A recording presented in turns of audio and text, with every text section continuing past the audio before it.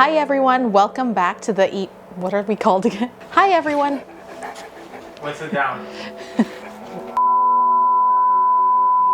We just wanted to thank you guys again for all the support, all the comments, all the love for Winston, and everyone who's been asking for more content of Winston. We're trying our best. We're just preparing for our second and last baby, or third and last baby. This guy's the first, the original boy. We're waiting on our next boy who's coming next week. If you guys want more content just like this with Winston in it, please like and subscribe, comment below. If you have any questions, we'll try our best to address it, obviously. But today's topic is gonna be about pregnancy and having a giant dog. We got a few questions regarding how to prepare your giant dogs for their human siblings, like if you are expecting, just because it's a little bit different than already having kids or toddlers, whatever, and then bringing a dog in, which I'm sure that's a totally different experience for most people. But for me, in my experience, we got the dog first. We wanted a dog for years and years originally, and we refused to get Winston just on a whim. So we made sure it was a set decision. I worked from home. We were able to afford his food and all the other finances that come along with it, which kind of fell into place with parenting too, because a lot of the stuff that we prepared for the dog. I know a lot of people say it's very different. I'm so sorry to say this, but you probably don't love your dog enough, because we treat our dog like a child, and that is our child forever. And God forbid our son will be allergic to him.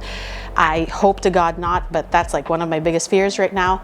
But anyways, yes, so we really prepared for having a dog. First and foremost, like we always say, we did all of our research on the breed first, and we knew we were going to have kids, so we wanted to make sure we were picking a breed that was very tolerant with kids and very patient. So for the most part, what exactly happened was I had a miscarriage in 2019. After that, I was kind of diagnosed with a thyroid disorder, so it kind of put the trying for babies at a standstill. And that entire time, we always wanted a dog. It just so happened that there was a litter, Winston's litter, that was coming right as soon as I got a work from home job, which was like one of my goals. And we had just moved into a new house in the city. And we were gonna get a lot of support from family. So we decided to finally jump the gun and get our dream dog. Once we got Winston, it was all great. As most dog owners know, having a puppy is a lot like having a newborn. And I gotta say, in some instances, it was harder for me just because come Winston. Just because with our newborn, she breastfed, so it was very easy to kind of calm her down. So everything like every time Gianna would cry or anything, it was automatic, like I'll just give her my boob and then problem solved. But of course, with a puppy, it's not that easy, and they speak a totally different language. They communicate to us you're just showing them your goods, very differently. So I had a really challenging time trying to adjust to the dog mom life, and especially having a giant dog who was growing at a rapid pace. Like at one point, my husband literally almost broke his back from carrying a puppy around. So anyways, he was just a heavy puppy. We wanted to crate train, and we could not crate train this guy. We lived in a townhouse. He would bark all night. It was like having sleepless nights, like never-ending sleepless nights. He was relentless. So we ended up stopping all of that, and then we ended up like sleeping with the dog downstairs, because somehow, I always say our room was haunted. He refused to come up to our bedroom for some reason. So we ended up somehow just sleeping on the couch with this guy. And then a month later, I found out I'm pregnant. And for someone who had been trying a year, you would think she would be ecstatic because finally it happened. And of course, yes, I was very excited. It was gonna be my first. And there was a lot of anxiety that came with it, but regardless, it was a great experience because, you know, when it's your first, it's very exciting. First after a loss though was hard. I was very paranoid, but I tried my best to make the most of it. But let me tell you, when you're trying to raise a giant dog and make him be his best self, and you're exhausted from morning sickness and vomiting all the time, your mood swings, it was just crazy. And then at one point in my pregnancy, this guy became so strong.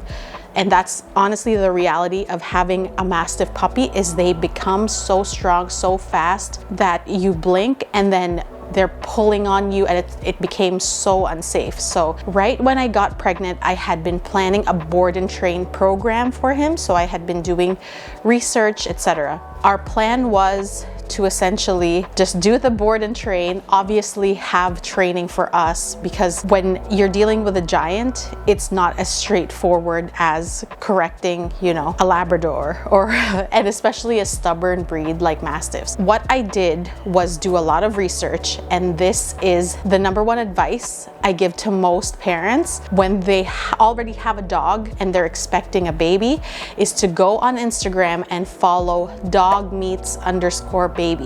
She has all the tips and tricks on how to introduce your baby to your dog. Like I said, we scheduled a board and train, and I wanted to specifically schedule the board and train for around when the baby is a newborn, because I knew that that was going to be the most challenging time.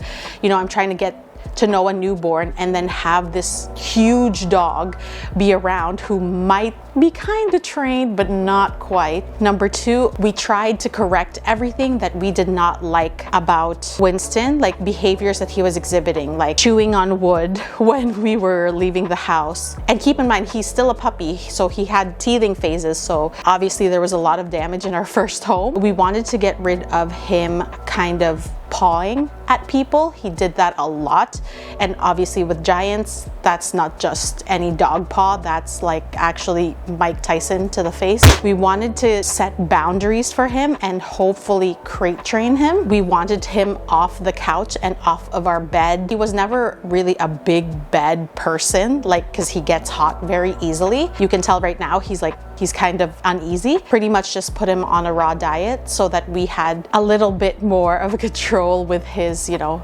bowels and all the drinking and the slobber, which ended up great. Those were like the top 5 things. Behavior wise too, we wanted to get rid of his stubbornness. So back when Winston was a puppy, we would give him a command, and sometimes it would take like treats. I was getting sick of the whole thing where it's like, okay, I need to have food in my hand for him to listen to me.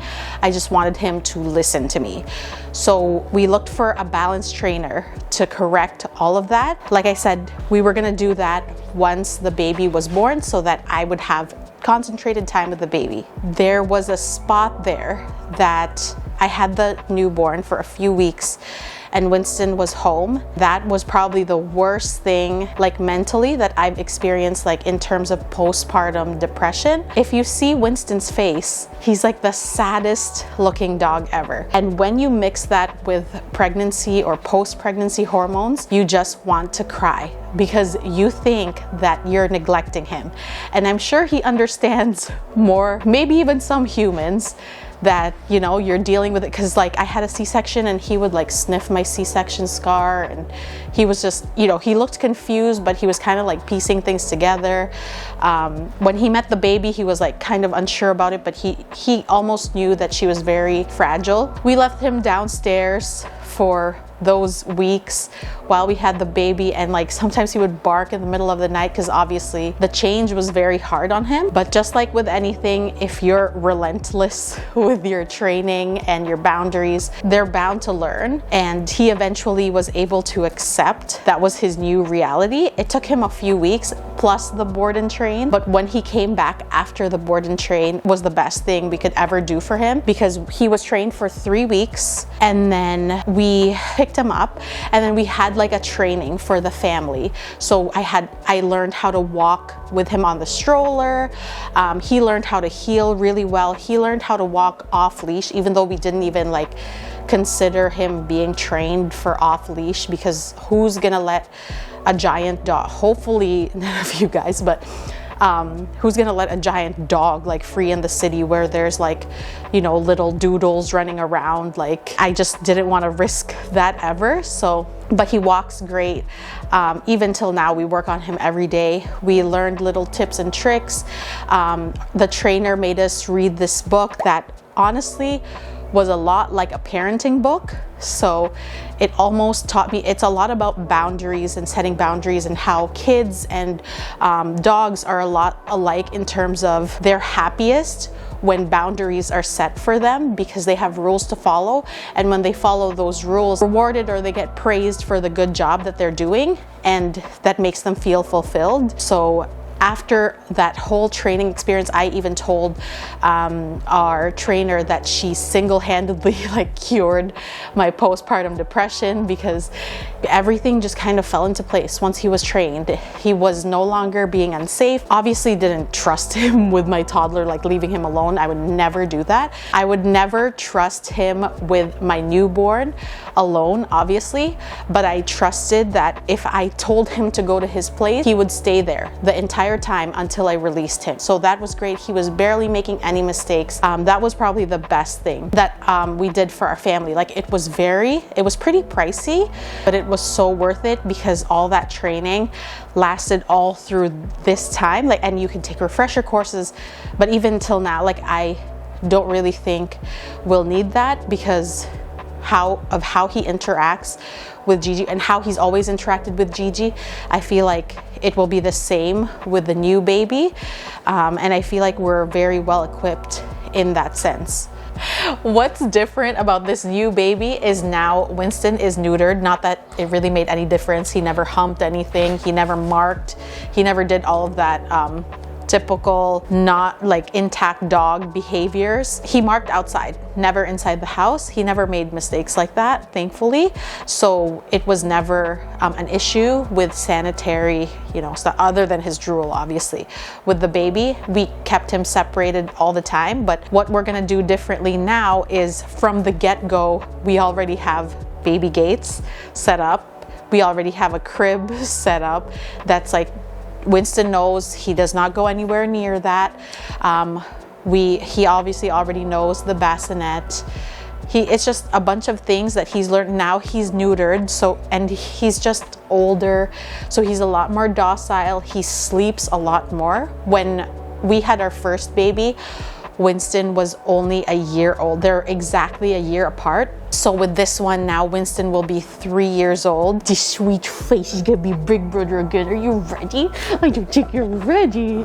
I don't think you're ready. You want a new baby? Yeah, he's just much better now. Like, at least we know all of his place commands.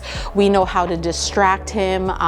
If we need some time with the newborn and our toddler, you know, we know that he does well eating raw bones for a while, and that's very enriching for him, gets him tired. You know, walking, he loves, like when the weather is mild, we'll walk with him with the stroller and stuff, and he loves that because he loves getting attention from kids around the park. So yeah, now we have like a little bit more knowledge on his breed. We have already gotten him trained. We already know his temperament like almost to a T. Obviously, he still makes mistakes once in a while, but that's one thing that's very important, is that the parents continue to instill that training on them every single day. Like, every day is a day of learning for your kids and your dog. So that's a huge one for us. One last thing before I go, and I think this is the most important thing when you have a giant dog, because I know most giant dogs that I'll see in the comments, you know, people will be like, oh, they were my best friend. They were my best friend growing up. We had this giant dog for 10, 15 years. It was a Great Dane. It was a Bull Mastiff, etc., etc. All these lovely stories.